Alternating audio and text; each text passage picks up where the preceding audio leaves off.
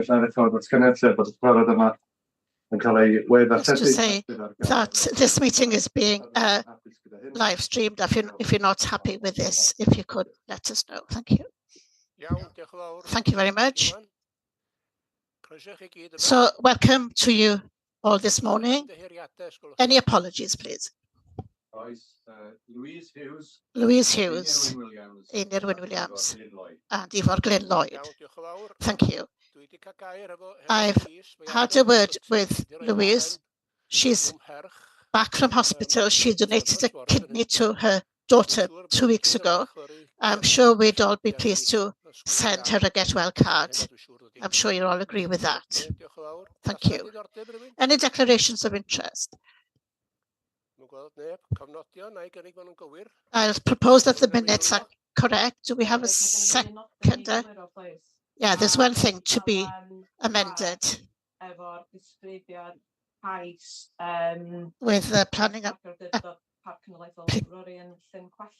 application for parking in Llyn Cwellyn. It was to do with putting 2 toilets there, and that needs to be amended.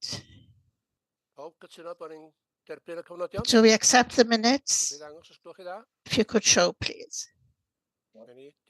Thank you.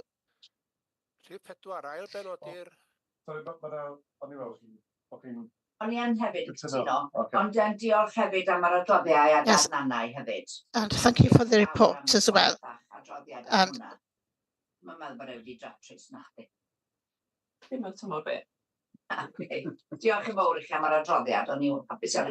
very happy to see the report. Thank you. Albert has his hand up, saying that he'll have to leave the meeting between 12 and 1 if we're still here.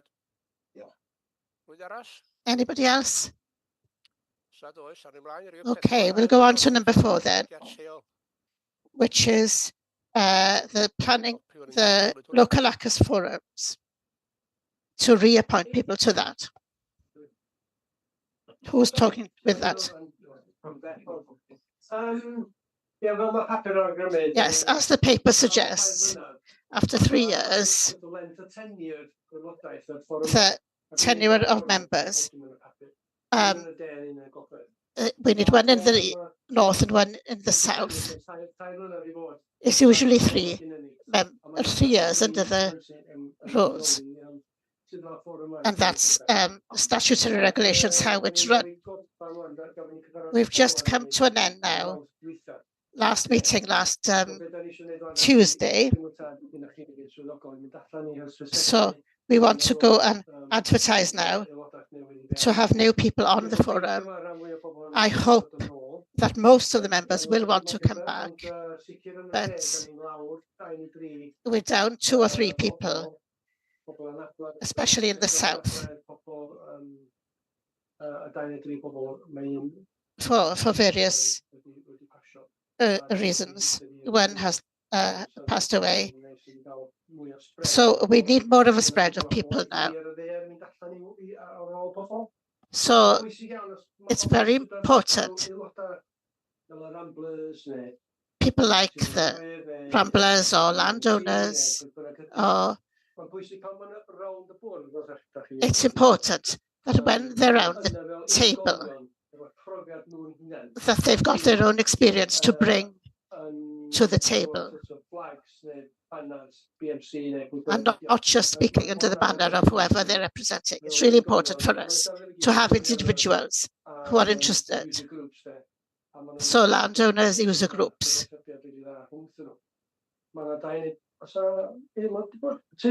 Is there a member here? And they're very busy. It's a good forum. I mean, it came to an end in the past. And then we had different committees, and it was a bit landowners against other people. But since the forums were set up, it's quietened down, and there's better communication now and cooperation between people, and that's really important for the national park. So this is the official process now. Thank you. Any comments? Just to say, yes, as our friend said, they do work well. You've got farmers and access people getting on well with each other, and I believe we do solve problems that can be quite difficult. And then we've got Pete offering his services and giving us all the information. So I'm very keen that we carry on with this. I'm very happy to be part of the process. Thank you. John Pugh. Yes, I'm part of the South Forum as well, and it's working really well. But not enough users on the committee at the moment. And it would be nice to have more users on the South Committee. I've been there now for 6 years, and I'm very pleased with what's happening there. We managed to make decisions eventually, and I'm very pleased to support the work. And I'd like to carry on if I may. Thank you very much. Anybody else?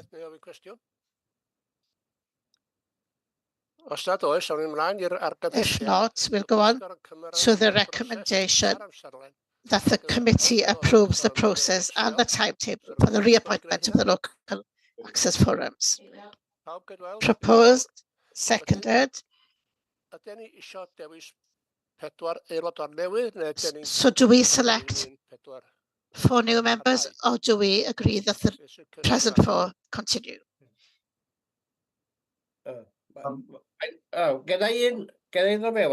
If I can come in here. There's one problem.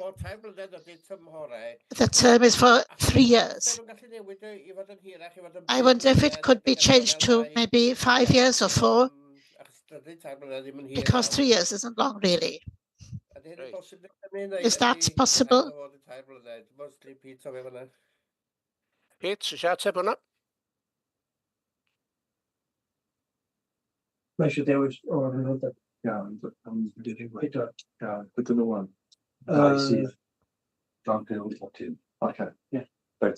O'n i just isio checio, cos o'n i'n saff iawn o faint o'n os o'n 4. Does na ddim 4. Yes, we haven't got 4 at the moment. So we...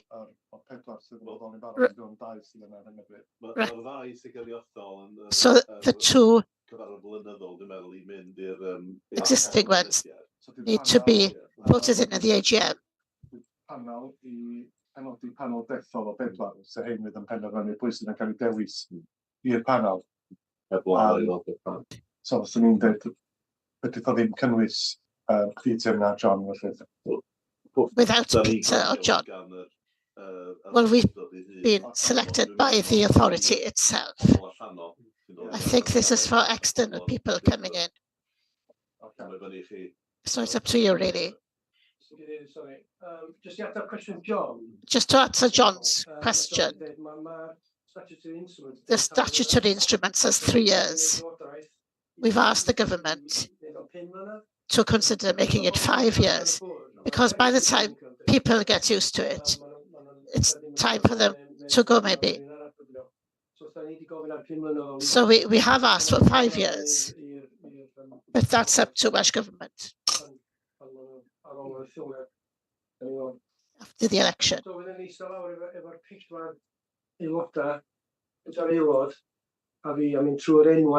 So we'll go through the new names on the list.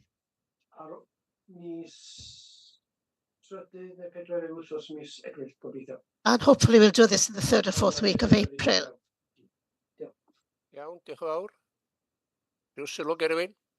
Any other comments? So we want to select 4. John has said he'd like to continue. Tim? No, this is a different process.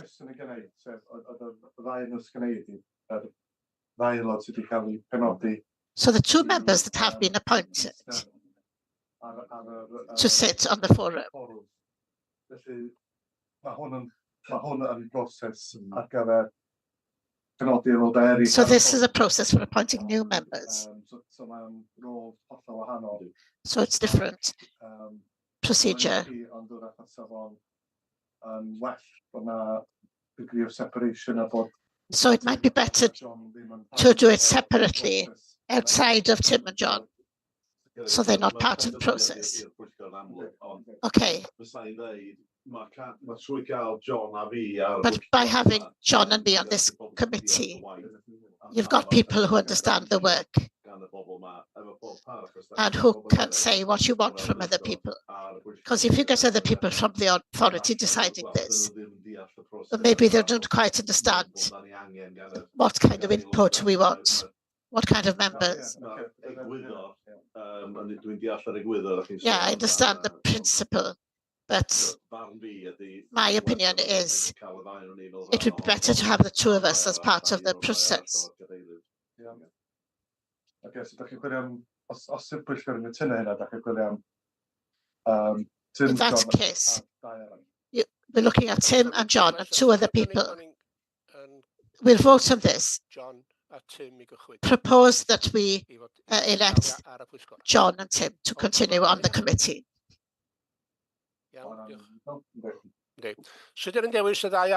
What about the other two then? Well, if anybody's got an interest in participating, Delyth Lloyd Griffiths has put her hand up. Delyth, siarad? Mae'n meddwl drwy'r siarad yn hefyd. So mae'n ddwy di roed i... And somebody else, I lost the name, but two people have put their names forward. Delyth Lloyd Griffiths and Meryl. So can we have a proposal for Delyth and Meryl, please?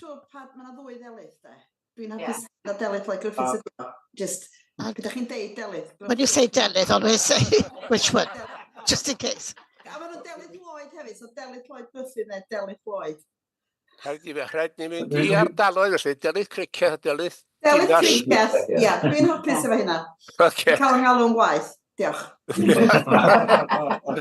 fi fyd. Okay, Delyth Criceth a Meryl, ia? The other Delyth. Delyth Lloyd Griffiths and Meryl. Delyth Diras. Reit, rwy'n i cynnig yna? Propose. Pawb cydweld? Everyone seconded and everyone in agreement. Mae John Nuttall sio di fewn. Croeso, Joe? Joe, did you want to come in? Pleidleisio ddiwrach, ia?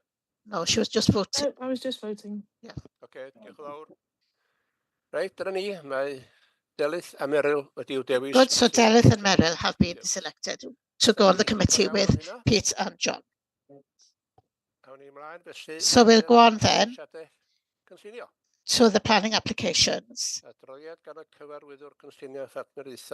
And we'll have the first one, T. Isaf Llangywer, Mr. Ben Jones. Thank you. First of all, I'd like to draw your attention to page 12. There's a mistake there with a local councillor that should be taken out. So apologies for that.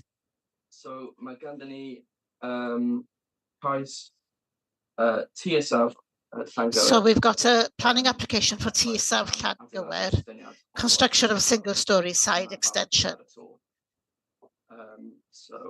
And this is the location to the southwest of Llangywer. It's on the left there. And you can see there's a balcony on the roof as well.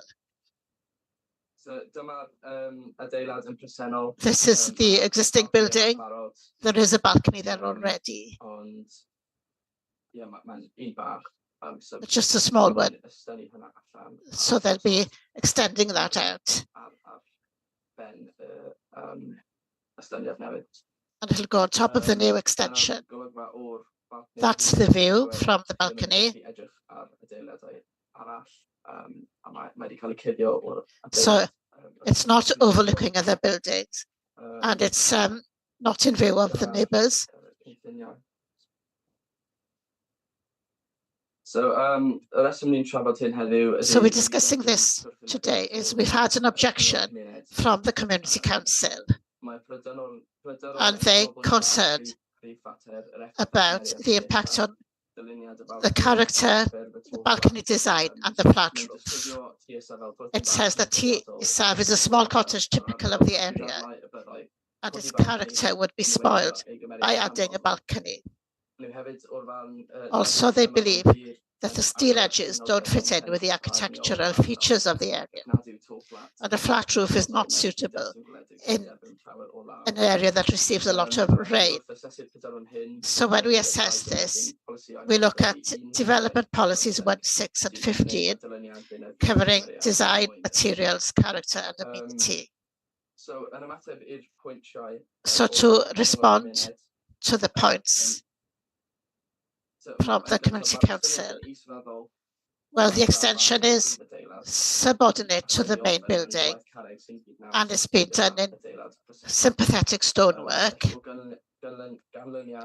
So we don't think it harms the character of the building or its surroundings. With a balcony,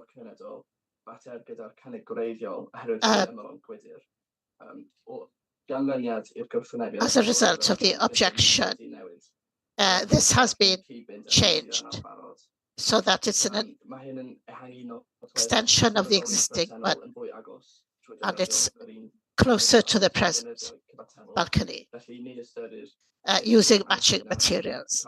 So it's not considered visually discordant. Although flat roofs are not prohibited every time, in this case, they're largely concealed.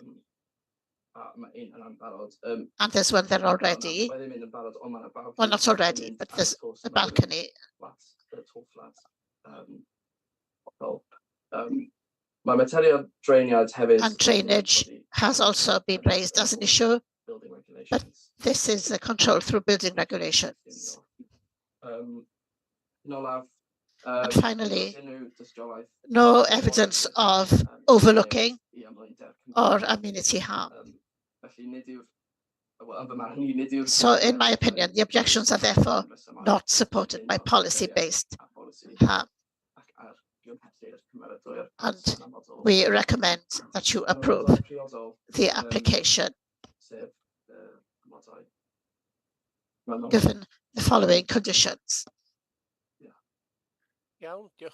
Thank you. Any comment or any proposal? Edgar? Propose the recommendation. And when seconding, anybody want to say anything? If not, we'll go to the vote then. All in favour of approving?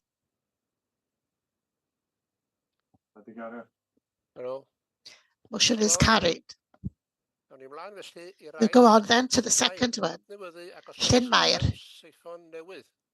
Refurbishment, installation of a new siphon system.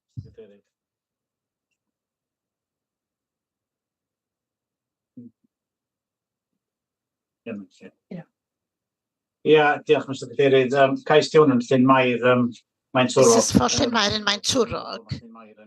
As you know,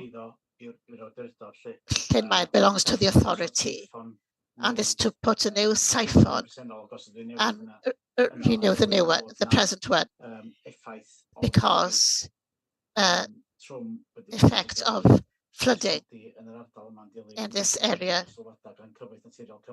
following observations from Natural Resources Wales. It's not a major work, and no visual impact, and the site is within flood zone 2 and 3, so there is justification for the application in this case. There wouldn't be any visual impact, and then NRW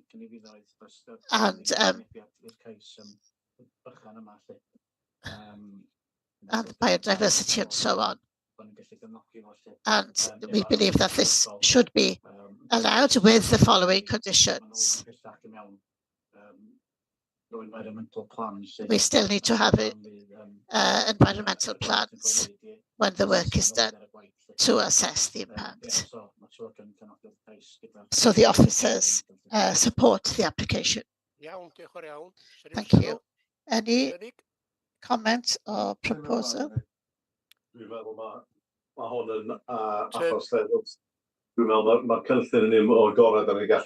I think this is the best scheme we can have, and it is essential with regard to safety, and I think we should accept it. John Pugh, I second the proposal. Anybody else want to speak? So, if you could show that you approve. Thank you. Now we look at page 45 in Welsh. Waiting for ecological information. Any questions there?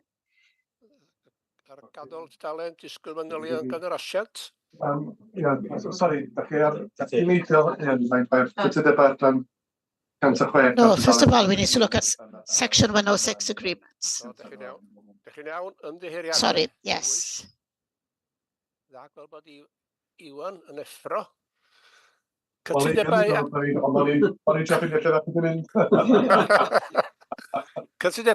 So, Section 106 agreements for information.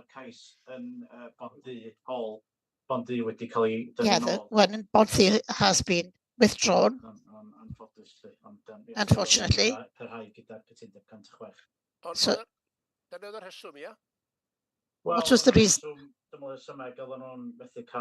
Well, they couldn't have a fair price from the people selling, and I think the costs were prohibitive.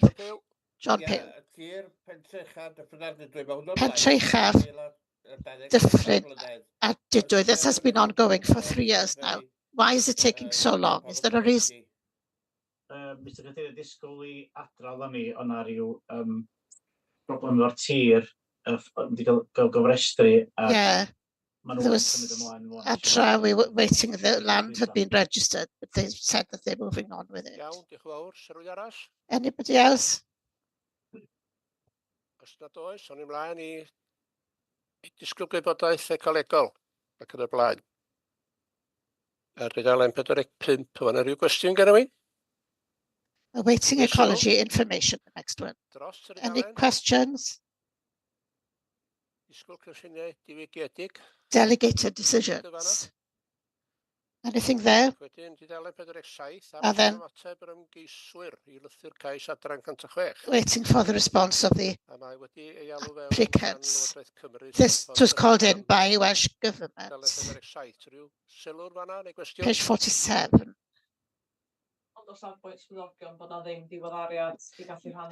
No update to share with you today. And then page 49, delegated decisions, applications approved for information. Any comments or questions? And then over the page, same there. Page 51. And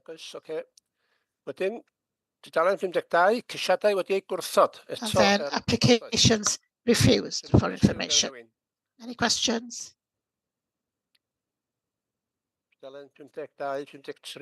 52, 53. Mr. Cadeirydd, mae'r achos NB4 32 yr fan MD 3234B, the catering van. Dwi'n cymryd bod hein gan cyfoeth naturiol, ne? I think this came from NRW, did it? Because they've allowed one down in Corris. So I just wanted explanation why they refused this one. Well, it just shows that we've got to consider every site on its own merit, and the one that was allowed was acceptable. It was hidden, and there was plenty of room to stop there. But this one is different. Anything else? Page 54. Page 55. And the last page, 56.